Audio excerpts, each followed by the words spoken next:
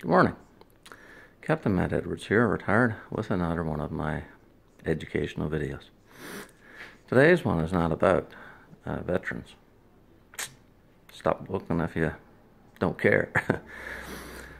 I saw a tweet about the Edmonton police chief complaining about the Jordan Supreme Court case causing trouble for him as a policeman, because if the accused person, who I remind the viewer is innocent until proven guilty in a court of law, they're getting released because the Supreme Court said that a person needs to have a speedy trial. They can't be held accused of a crime forever.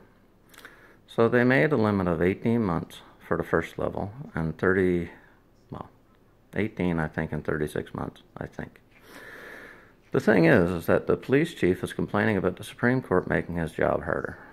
Boo fucking who? Back in the 1990s, there was a Supreme Court case that said a person should get a speedy trial, and it said that 8 to 10 months was a suggested guideline.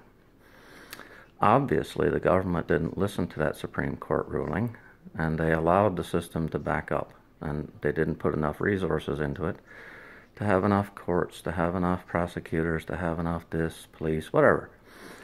So now when the Supreme Court of Canada says, you know, people are innocent until proven guilty and you're holding them under suspicion of doing this crime for too long, and that's just too much. And they say you have to release them after 18 or 36 months.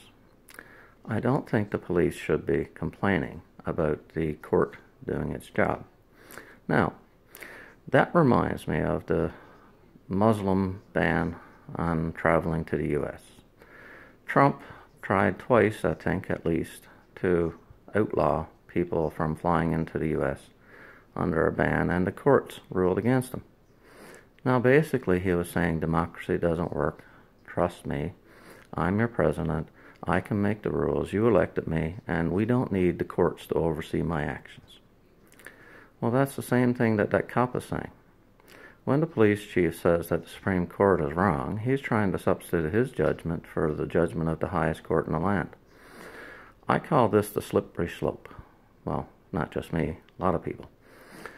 When you chip away at our rights, you take away a little bit, you take away a little bit, eventually we have no rights. So people have to stand up for their rights. I mean, the right to a speedy trial is for everybody, not just the accused. Everybody says, oh, the criminal, he got more rights than I do.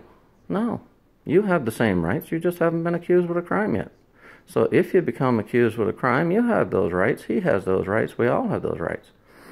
So don't give me that crap about, oh, the criminal's got more rights than us, because it's just bullshit. I'll tell you straight up. If you tell me that to my face, I'll tell you, no, get a life. You have the same rights as the accused person.